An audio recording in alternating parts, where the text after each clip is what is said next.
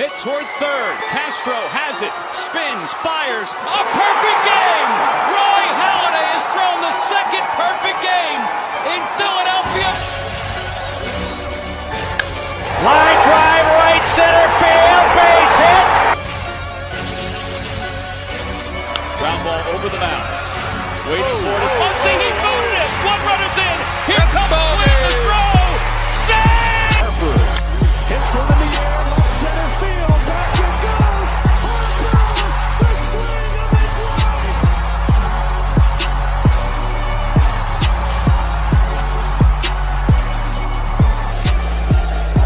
Fastball hit to left. It is long gone.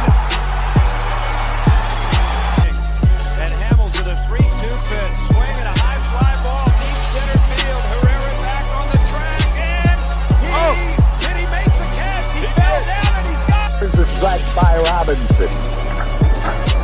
The 3-0 pitch. Swing and long drive. There it is. Number 500. The career 500th home run. Left field and it's well hit. Ryan Braun looks up. Grand slam home run for Victorino.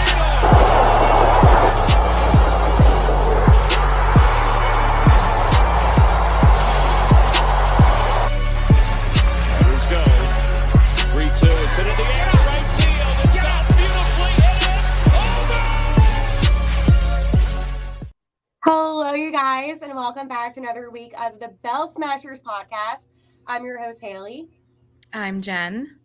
I'm Kylie. We got it right this time. We did, and today we have a very special guest. If you guys haven't noticed, for all of you guys watching the video portion of this, we have the one, the only Mr. Kane Kalas with us today. Hello, Kane. Hey guys, thanks for having me on. Thank you for coming on. It's funny, when I met Kane, it was actually through the radio station, and I was like, he sounds just like his father. So it is an honor to have you on here. One of the most talented people. Not only can Kane, talk some baseball, but he can sing. And that is something that I wanted to dive into right away. Tell us about the singing and how that came about and how you discovered a passion for singing. So I started singing at a young age. I went to a small private middle school, and it was so small that they put on a middle school musical and they forced you to be part of the musical. Otherwise, they wouldn't have enough people. And so I'm like, well, if they're going to force me to do this, I might as well try to do it well. I went and got singing lessons. It turns out that my vocal coach at the time was an opera singer. And then it just kind of stuck, and I've been doing it my whole life. And the first time I sang the national anthem at a Phillies game, I was 15 years old. And ever since then, I've been doing it every season. I've sung at the home opener for the past 8 consecutive seasons, and every time the Phillies make the playoffs.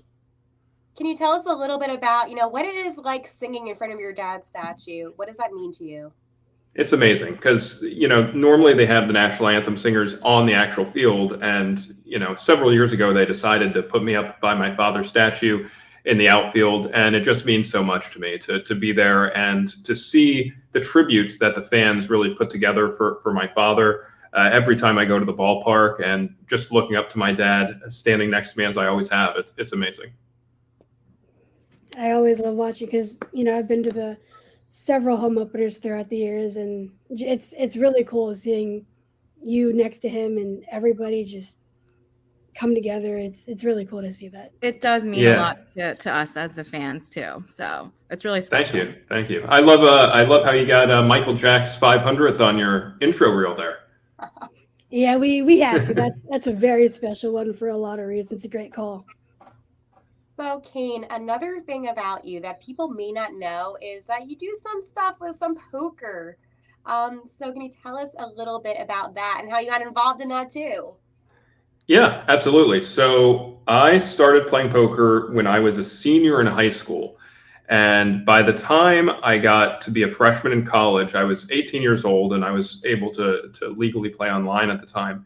And I decided that I was going to try to really make money playing poker when I was first a freshman in college. And, when you're out in college, you're a freshman, you're on your own, in terms of paying your bills and paying to, socialize, stuff like that. I'm like, I'm going to try to see what I can do here.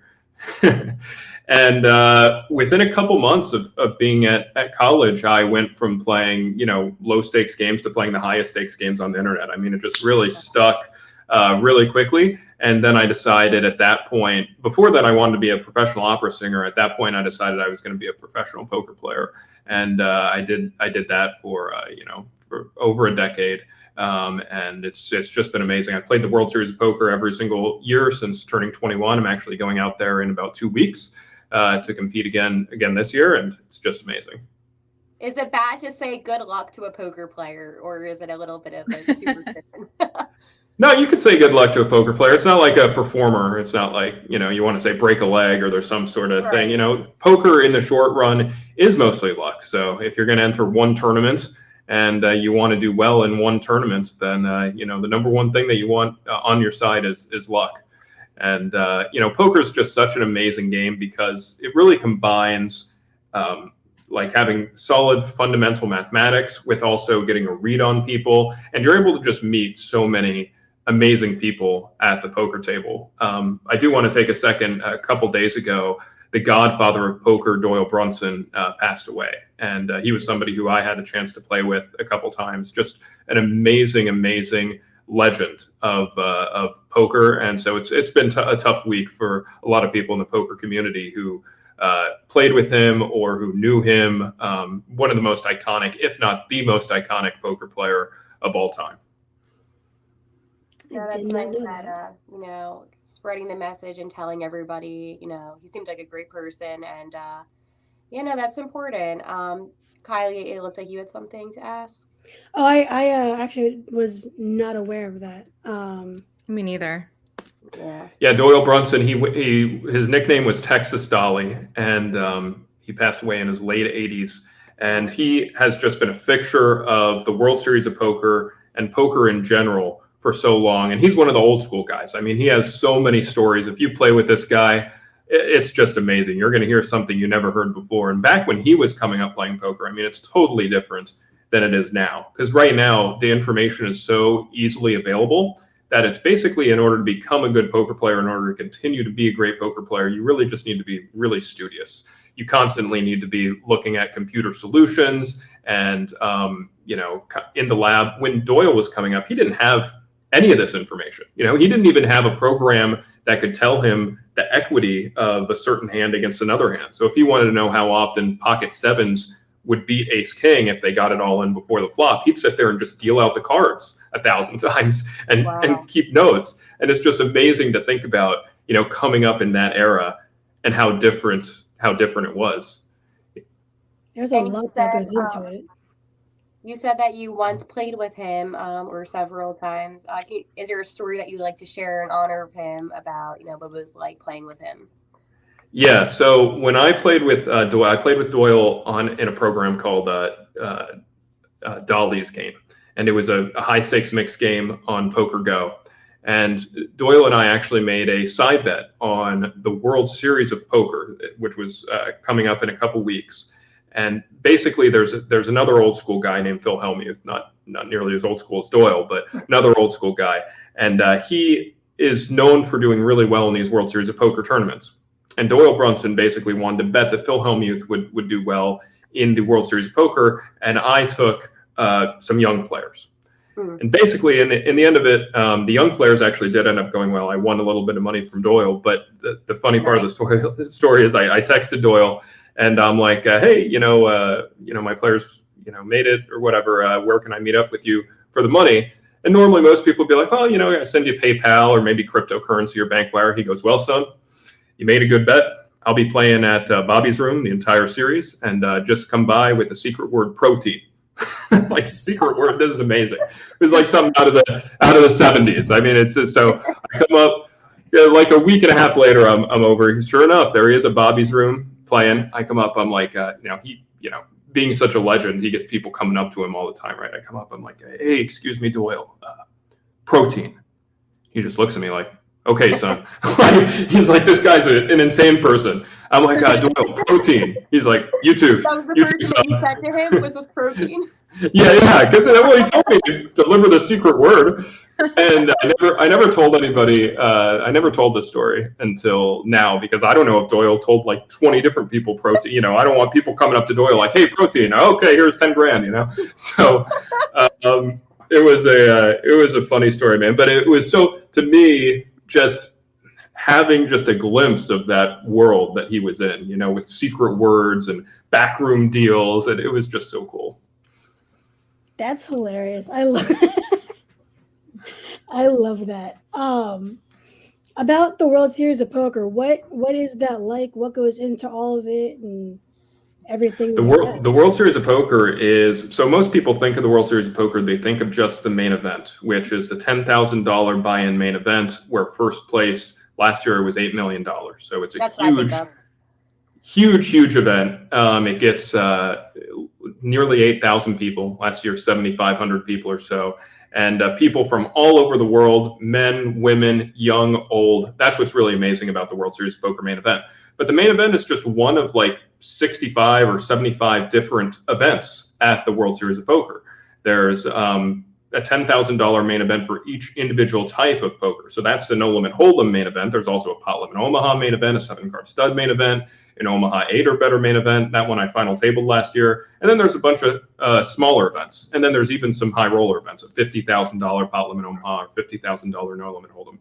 So when I go to the World Series of Poker, I pretty much get there in the beginning and play all the way through to the end. I play normally about 35 or 40 different events while I'm there. And I've been fortunate enough in my poker career to learn all the different types of poker. I'm obviously better at some than others. Most of my experience is in No Limit Hold'em and Pot Limit Omaha, but recently I've gotten more into the mixed games, 7-card stud and 7-card stud 8 or better, you know, Omaha 8 or better. And so the past couple of years, I've been playing a lot of those events as well. Do you feel like 35 to 40, as you said, events that you play, is that like an average that people usually play, or is that more advanced than the average? I'd say for professional poker players, if you're a professional tournament poker player, you generally play about that many. But most of the people who are at the World Series of Poker, a lot of the people who come to the World Series of Poker are amateurs who are just playing 1 or 2 or maybe 3 events. The World Series of Poker, and this is important because people ask me, you know, how do you qualify for the World Series of Poker? How do you get invited? You know, it's open to everybody. So if you know, have a chip in a chair, so they say, if you show up with your money, you buy into any of these events, you can compete against all the best in the world. And you can see if you can make it to the final table and win that grand prize. And that's kind of the poker boom started when the World Series of Poker was won by a guy named, and you can't make this name up, Chris Moneymaker was his last name. Yeah, and he qualified online for the World Series of Poker $10,000 main event for $1. So he started with a $1 tournament, and he won that one. And then after he won that one, he had to win another one to get the seat to the main event. He won that one. He got to the main event, somehow came in first. And so this really caused this amazing poker boom, and it really showed everybody that poker, unlike a game like chess, you know, if I play a superior chess player to me, I got no chance in a game of chess, right? I mean, if I'm a 1,400 chess player using ELO ratings, and this guy's an 1,800 chess player, I'm just drawing stone dead. In poker, you know, in the long run, if you're a superior player, you're going to win. But in the short run, it's mostly dictated by luck, and that's what makes it such a great game. On any given day, anybody can win. That's crazy. I've watched some of the poker stuff, and it's just crazy how much goes into it, and how much, like, when people are looking or have the sunglasses on or to try to hide their eyes, it's really cool to see all that goes into it. And from a $1 placement that's awesome. Yeah. What's your favorite kind of story from all of your poker playing? Oh man, I mean, I've played so much. I played in. I got a chance to play in Montenegro of all places. This was like a scene out of a James Bond movie. I'm playing in Montenegro at the first ever Triton High Roller Series, which is basically like the highest stakes games that are in the world. And I was out there to broadcast the series. They actually asked me to come out and commentate the series. I've done a decent amount of poker commentary. And I said, I'm happy to commentate the series, but at the end of the series, when you play the big $1 million buy-in game, I want a seat in that game, for my commentary. Normally, to get in these games, it's kind of difficult. Basically, to play the highest stakes poker games these days, you need to basically, it's pretty political. The games are private, and so because they don't want just the best in the world, like these computer basically solvers, people who sit there and look at solvers all day, to just come in and make the game really boring for the amateurs. So they instead set up this lineup. And I'm in the community, I'm seen as a very strong player. So normally I wouldn't be the kind of guy they'd invite to a game like this, but because I was commentating the whole series, I got a chance to sit down in the game and compete with, some of the greatest players who have ever played. Patrick Antonius was in the game, Phil Ivey, perhaps the most well-known poker player today, Jungle Man, and I got in a big pot against a very, very talented player, Jason Kuhn, where I won at the time, which was the largest pot in televised poker history. It was a $2.17 million. Now these are dollars. This is a cash game as opposed to a tournament. The actual dollar pot against Jason Kuhn, and you guys could check that out on YouTube. But it was That's a pretty awesome. defining moment in my poker career. And of all places for it to be in Montenegro, and it was so cool because normally, in the really high buy-in games, they sometimes use plaques instead of chips, and there were plaques at the table. So it had this James Bondy 007 kind of feel to it. It was so cool. That's Wow. awesome.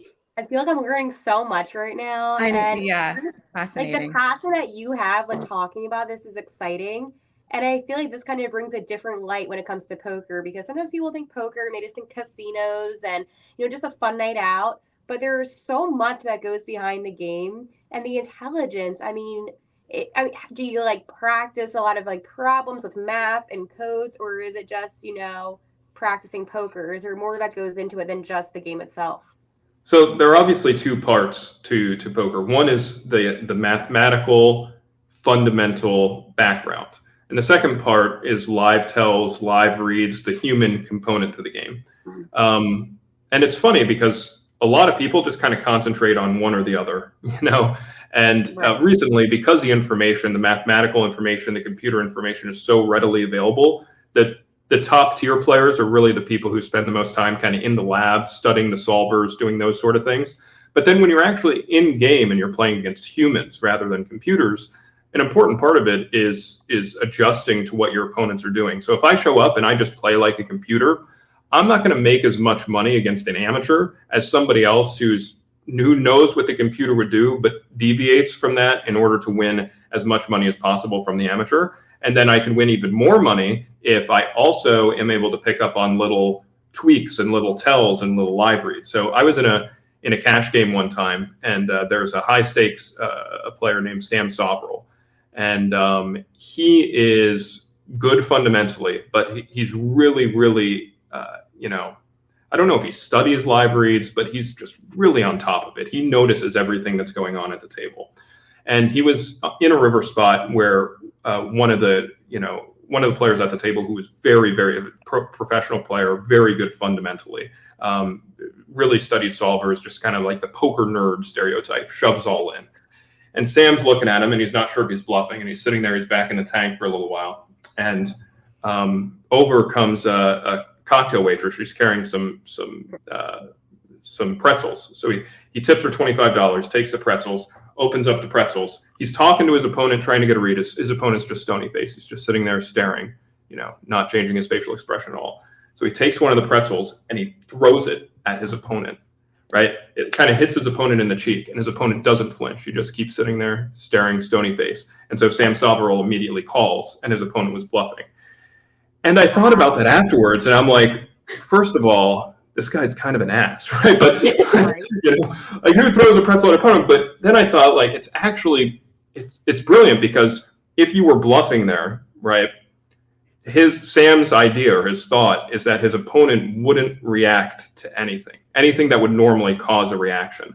And I think part of the reason Sam was sitting there is maybe there could be some sort of loud noise or some sort of whatever at another table.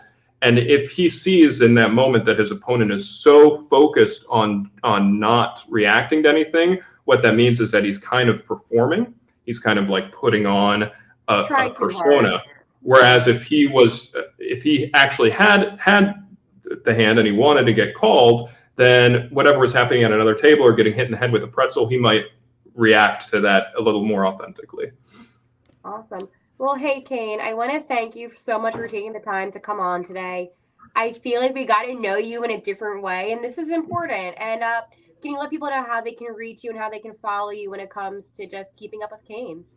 Yeah, so first of all, getting back to the singing, really important thing, I released an album titled High Hopes in dedication to my father and the city of Philadelphia. Yes. I released this a couple months ago, so it's being sold at Citizens Bank Park. You could also buy it at KaneKalas.com, and what it is 18 songs that all had special meaning to my father. So, it starts with Take Me Out to the Ball Game. Of course, the title of the album, High Hopes, that song is on there as well. And I have the Philadelphia Boys Choir with me with that one. Bridge Over Troubled Water, which they played at Citizens Bank Park when my father reached his final resting place. And every single song on this album has special meaning to him. It's all standard. So Frank Sinatra type stuff. You guys are going to love it. Make sure you check it out. Other than that, you can follow me on Instagram, Twitter, Facebook, anywhere, any social media site you're on at Kane Kalas on all of them. Awesome. Thank you so much, Kane. I'm going to definitely check out the album now. Yeah, absolutely. Yeah. Thanks, guys. Thank you for coming on. We appreciate it very much.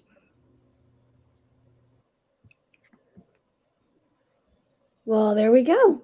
Kane Kalas. So I'm going to head out in a second because I have to do a show. I'm at the radio.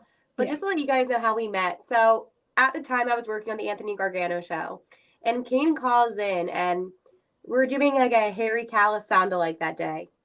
And oh no, I'm like, this guy sounds just like Harry Kalas. Yeah. With a deep voice, and he says, "I'm Harry Kalas' son." And I'm like, I don't know about that. So I'm like, is there some proof? And he was like, Kane Kalas, follow me on Twitter. I'll follow you back. And that way you'll see that it's actually me. So I'm on the phone with him. I follow him and I'm like, oh my God, it's actually Harry's son. So it's funny. I'll text Kane throughout the season, right? And I'm like, during the, I think it was like home opener or something, like that whole entire weekend, the Phillies won and High Hopes came on. So I took a, no, you know what it was? It was in the NLCS Game 5. That's what it was. Phil's obviously won and they played High Hopes and I'm crying. Everyone is singing. And I said, your father is here right now with all of us. Yeah. And I wanted you to see and hear this special moment. One of the most amazing people. And the poker thing, it's really cool because people might be like, I want to hear baseball today. But the thing is, you guys, is that he honors his dad with his singing and he found his passion in something else. Yeah. But he's so interesting and so smart. So huge shout out to Kane. And you guys are going to kill it. I'm too sad to talk about the Phillies because they suck. Trey Turner has disappointed me. And on that note, smash the cast, or because we're not smashing that bell. Thank you, as always. You know what? I'm going to listen to the podcast. All right, bye, guys. Bye. What Never a dull moment with Haley. That's awesome. That was a legendary exit. No, but I was really excited to, although it was short, I was really excited to get to do this and talk about poker because it was something that not a lot of people know about. And, we did talk about his father and the Phillies and we understand that, but like this is something about him. Those who have been listening to us now for a while now should know that it's what we're about. We, at our core, are a Phillies podcast, but we want to get to know our guests beyond that. Yeah. And I think that was everything that, we try to do, try to bring out the human side of everybody. Exactly. And all of us, we learn from, we honor our parents however we can, but we're not going to, I'm not. It's not a 24/7 thing. Yeah. And I'm not in the same career as my parents. So you pave your own path in life. So he's doing that, and he's doing it well. So again, thanks again, Kane, and congratulations to him on all of his amazing success in so many different areas. Yeah. And I'm sure Harry Kalas is proud and would be so incredibly proud. Yeah, absolutely. But as Haley said, the Phillies are not doing well right now, and Trey Turner is struggling. He is. Again, though, a lot of Phillies fans have that, like, they don't have it. They kind of forget about the long term that this has happened to everyone. Nick Castellanos had a down year last year, but it wasn't just him. Remember how Schwarber started his season? Schwarber started off worse than Castellanos. Castellanos was the one that was hitting in the beginning. Yeah. But and I'm talking about like last season too. Yeah. Shout out to John on Twitter, 2008 Phils with a Z. He sent out a tweet about through their first 43 games as Phillies with all the slash lines, right? You were I was actually been trying to find that because I'm glad you had it because I wanted to talk about that. All right. So Turner, batting average 262, on base percentage 308, and slugging percentage 399, 4 home runs, 5 stolen bases, and 52 strikeouts. So then this one has Real Muto, Harper, Schwarber, Castellanos, and Turner. So Schwarber, his first 43 games, 194, 308, 426. 10 home runs because he's Cal Schwarber. 2 stolen bases and 58 Ks. So wait, how many stolen bases did Trey Turner have right now? 5. So you mean to tell me Kyle Schwarber, 43 games into their first seasons as Phillies, only has 3 less stolen bases than Trey Turner? Honestly, that is a good point. That's the only thing. That's my only thing. Turner could at least ramp it up in the stolen bases with these bigger bases and all the things that are happening that should have more stolen bases. This is all to say, Harper's batting average his first 43 games, 221. Turner's again, 262.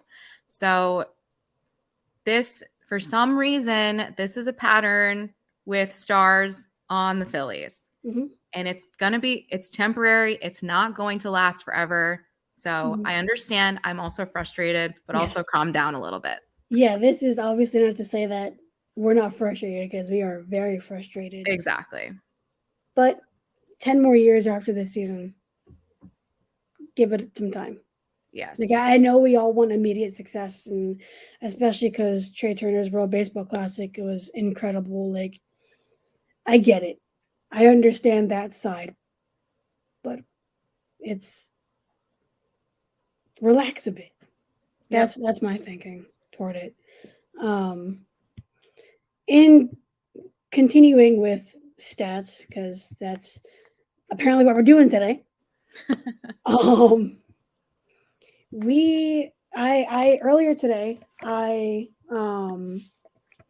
looked up where we ranked in terms of hitting, fielding, and pitching. Out of all 30 teams. Yes, out of all the teams, not just, NL or whatever. So in hitting, we are 20th in home runs. That's probably the most surprising because of who we have on our roster. Like, hello, Trey Turner, Kyle Schwarber, Castellanos, Bryce Harper. Hello. Bryce Harper gets a pass, though. Yeah. Gets a pass. They are 16th in stolen bases. Why? 21st in RBIs. We knew their runners in scoring position was not good. And yes, this is clearly a, for lack of a better word, an image of that. They are 25th in walks because they continuously swing at the first pitch. Mm-hmm. They are 10th in strikeouts, which I knew we were striking out a lot. I did not know we were striking out more than a third of the league, 2/3 of the league. Yep. We are 7th in batting average, which how? Is runners in scoring position on there? It is not. It is not, and I don't think we want to know that one. We are 14th in on-base percentage and 11th in OPS. So, like, this team is hitting. They are getting on base, but they are doing literally nothing with it. Mm-hmm. That is what that tells you. On top of that, the pitching struggles. Oh, we're going to get to that in a second. I got you. So, pitching, we are 23rd in ERA. 23rd. Oh, it's embarrassing. Yes. We are 15th in saves.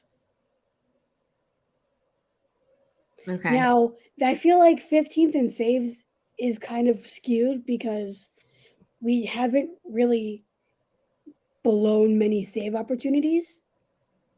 We just don't get into save opportunities. Yeah. We're either like 5+ runs ahead or we're down by 2.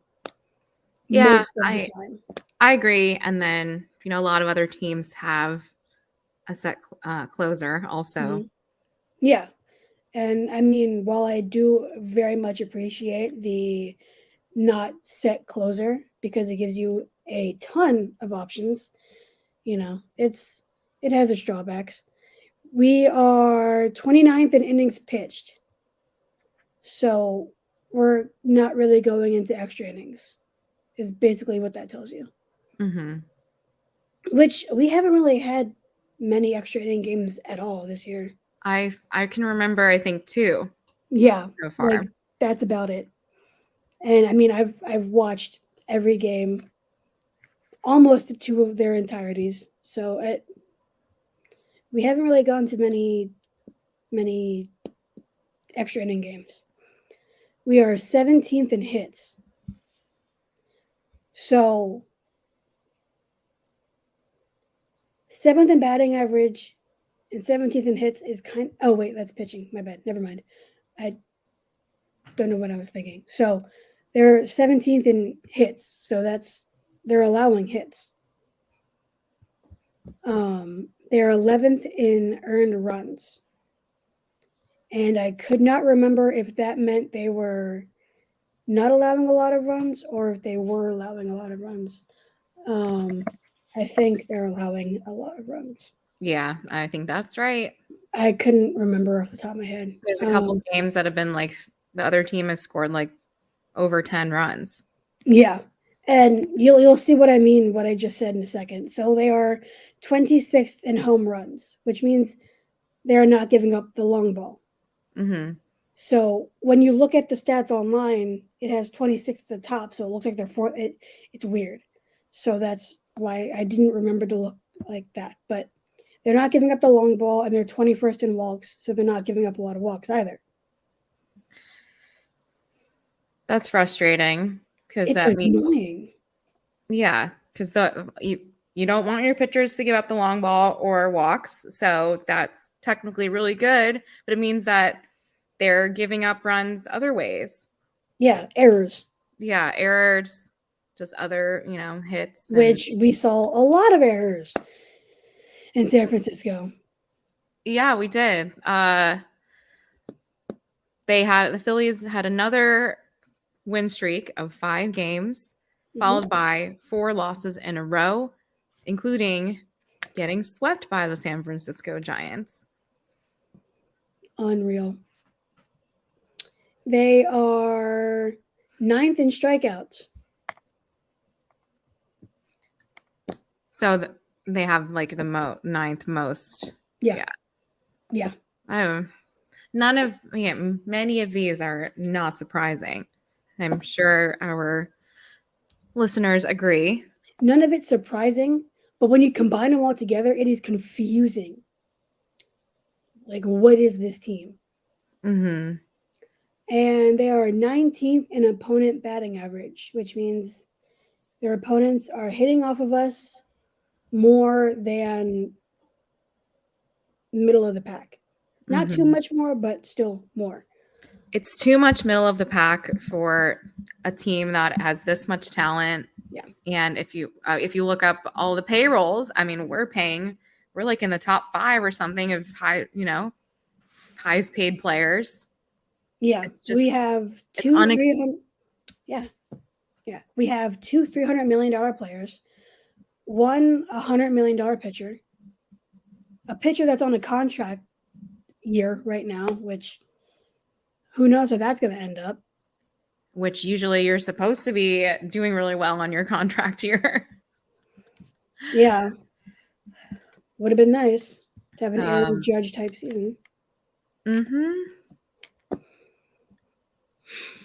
But any other stats from that list you'd like to share? So in terms of fielding, we are 15th in errors. Okay. I mean, honestly, that's better than I thought. Yeah, it's better than I thought, but still. There's just been a lot of very careless baseball. Even Trey Turner has multiple errors that should be routine plays. Yeah, absolutely.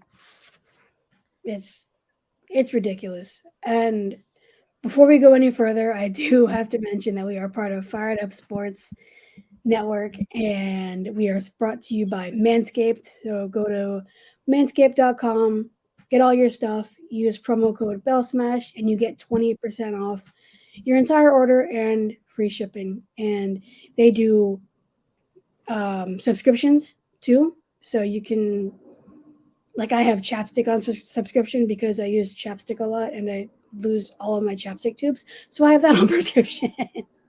So yeah, take advantage of their deals. I will say my man of the week sponsored by Manscaped. It's hard to choose one because everyone has been struggling. However, JT Realmuto is getting hot. So he's my man of the week. And if only others can continue to hit consistently, like JT has snapped out of it. So the rest of you guys need to do the same thing. Please. I was actually going to say the same thing. JT's batting. I checked before we went live. He's leading the team in batting average at 304. Yeah. So, look, I'm glad Schwarber's not leadoff anymore. I'm glad that experiment was short because it had to go away as soon as possible. Stott's been struggling. Turner's obviously been struggling. Everybody's really been struggling. Castellanos has been pretty consistent, but everybody's been struggling right now. They'll get it together, but they will. I mean, if they all struggle together, imagine maybe they'll all be really great together. Jen, are you new to being a Philly fan? Obviously not. Anyway, we welcome any reformed Sixers fans who don't want to be fans anymore. You can join our Phillies fandom, although it's a lot of the same roller coaster of emotions. Yeah, trust me, I've been along the roller coasters for both, and same thing, both of them. Except one team exceeds expectations sometimes, the other doesn't even get close. So, you figure out which one we're talking about, who's not exceeding expectations.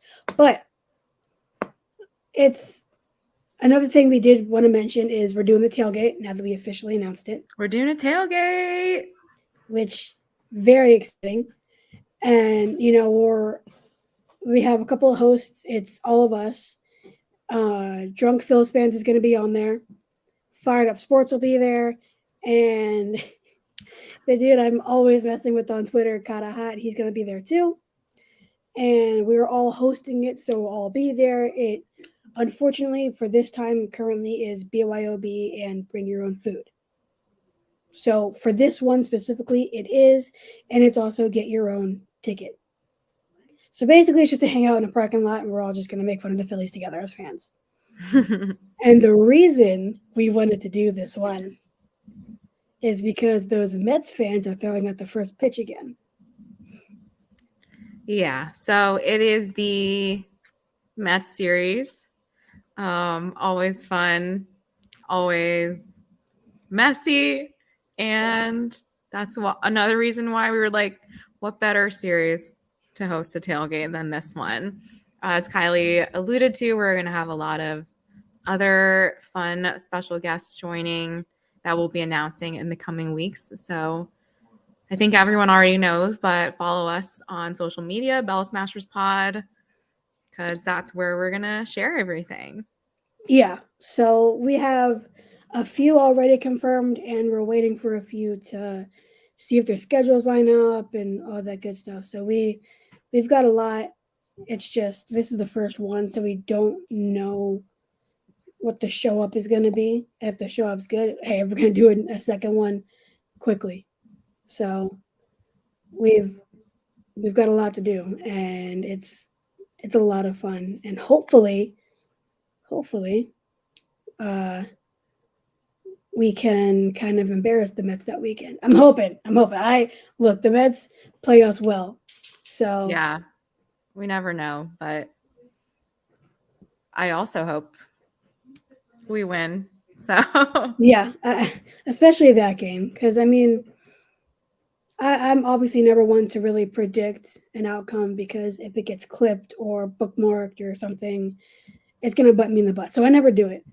So I always just say, hopefully, it comes out how we want it to. Because last year that was embarrassing.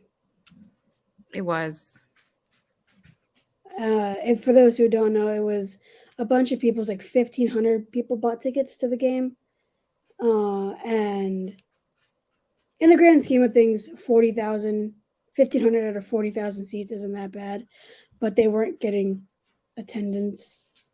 Yeah, last year, so just looking at the clips from last year, brutal. Or just of any, someone shared like a game from a year ago where we just hit a home run at home, and like there were barely any people in the stands, and I'm like, just looking at it now this year, that they're selling out a lot, and just having, just seeing those seats filled makes me happy.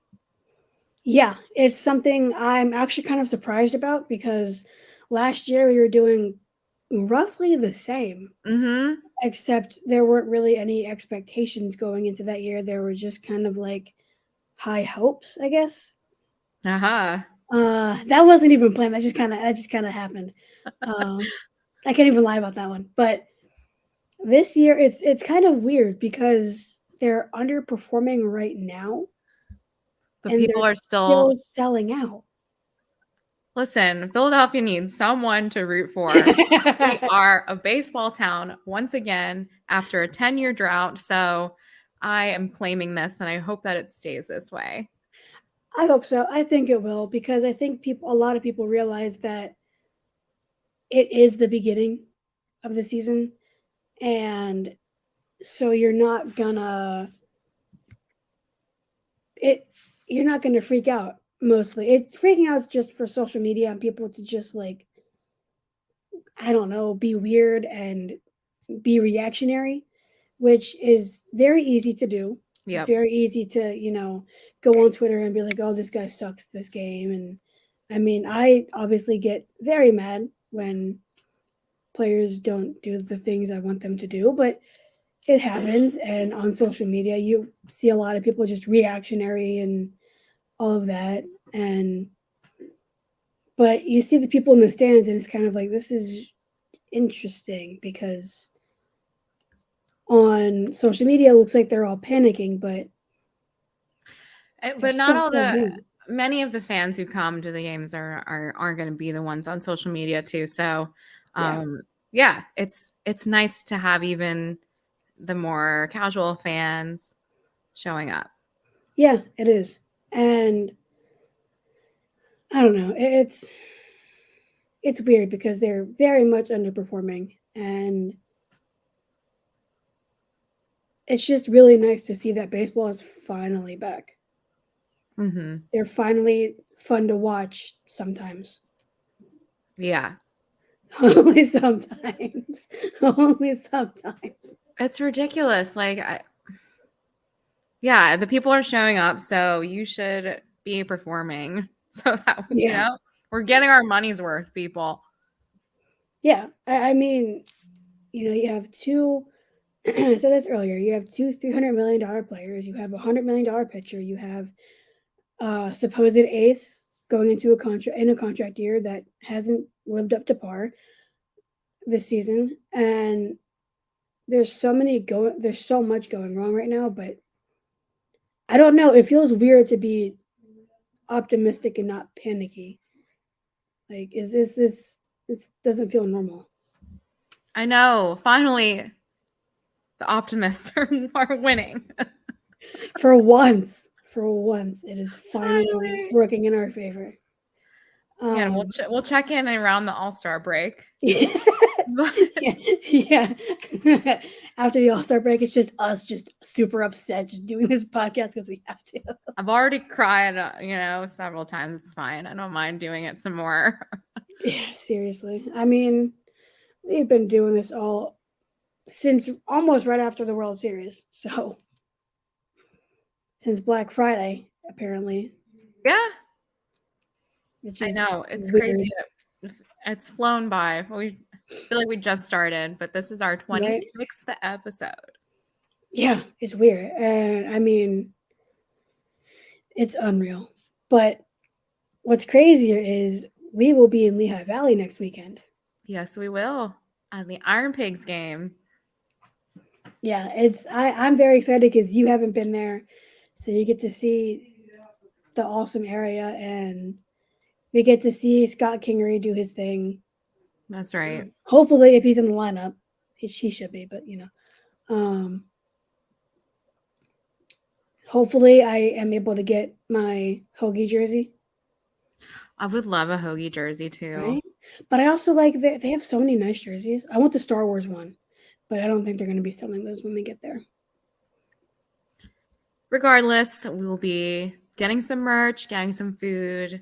Yeah. Very excited to bring my nephew that I always talk about because Kurt talked so much about the experience, especially for kids.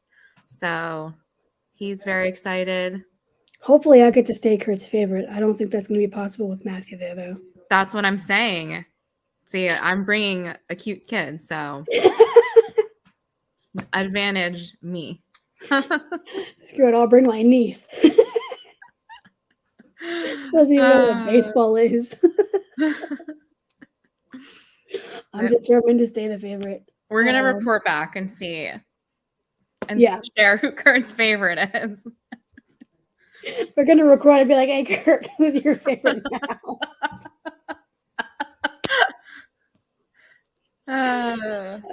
It's going to be fun, and I can't wait to go back up there because it's an awesome area. And we will be taking a lot of pictures and videos and producing the content for you. Oh yeah, maybe, we'll try to get a selfie with Kurt and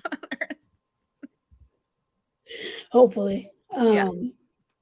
But back on to the Phillies because we are at 48 minutes. They face the Cubs this weekend, and if you guys are watching, they're facing them now because they're recording on Friday. And tonight it's Ranger and Stroman. I love that matchup. Me too. Love it. Hopefully it works in our favor, but because it's supposed to, it probably won't. It's whatever. At this point, I think I do like this matchup. Hopefully it goes to our favor. I'm trying to get his ERA real quick. It is 3.24. So he's 2-4, 2 wins, 4 losses. So he's given up 4 home runs, 19 walks. He struck out 47 people and allowed 40 hits. So he's not, I don't know, it's decent stats. Yeah, it's decent. It's not awful. It's not like outstanding either, but Yeah. it's pretty good. So it will be a great matchup. Tomorrow, the Saturday game is Aaron Nola and then Talon. I don't know how to say his last name. Taillon. He's 0-2, 6.66 ERA, 26 strikeouts. So he hasn't had that many starts. Maybe this is like a bullpen game for them. Maybe. Because they have Steele the next game, but we don't have a confirmed pitcher for Ooh, it says Sunday. it says TBD for the Phillies. Yeah. Oh, because Bailey Falter has been sent down. Which, good move. We agree with that. Yeah. That had to happen. It had to. Yeah. Hopefully he can come back and be better, but he was not the guy he was supposed to be. Yeah, it's never something to be like happy about or celebrate. Like we always want them to do well. Yeah. But you never know. Alvarado got sent down and then turned into this wizard. Beast. So it's possible. Yeah, but he's on the IL. Yeah. Oh, I hope he comes back soon. He should. It's only the 15-day IL or something. Yeah. So when we were looking at that last time, I think last week, so it would be. I mean, was it retroactive to the 8th? Yeah. So it would be sometime 11 days. Yeah. He theoretically, if only needed the 15 days, should be good to go for the next series. Theoretically. But I don't know. We'll see. But like we said, I'm just glad they're still selling out because the team has been underperforming. And I don't blame the ones for, being super mad at the Phillies because, I mean, there's just been underperforming everywhere you look with this team, but it's nice to see that people still believe in the team. I agree. Like, I hope people keep believing because they're just in this weird funk. It literally does not make sense. Everyone seems healthy and it's just, so it's some weird funk that's happening. Yeah, we'll see how it goes. I don't freak out until the All-Star break. That's what I was saying. Everyone asks us, when do you start panicking? All-Star break. Yeah. For me. I agree. I know a lot of people are earlier than that, and I can definitely see the argument for freaking out before the All-Star break, but still. Yep. I don't know. We'll see. The game tonight should be good. Hopefully we get a lot of runs, and hopefully they get out of this funk soon. Yeah. Snap out of it, Phillies. There is no excuse for the bad offense and defense. I mean, one's got to work. They do need to address the starting pitching issue, though. Absolutely. A trade has to happen. Mm-hmm. You might need to send over someone like McGarry to get, because like a team that's just went to the World Series, you gotta do something. You gotta make some moves. Yeah. And with Painter being unknown and going to be a rookie regardless, you don't want to rely on a rookie. So you got to do something. Yeah, I completely agree. Well, we'll see. And on that note, that frustrating note, that ends this week's podcast. Thank you to Kane for coming on. That was super dope and very informational about poker because that's the thing I was excited to talk about. And we'll see you guys next week. Hopefully with wins. Yes, hopefully with wins. Please. Please. Bye. Thanks. Yeah, hopefully. We'll see. But yeah. See you guys next week.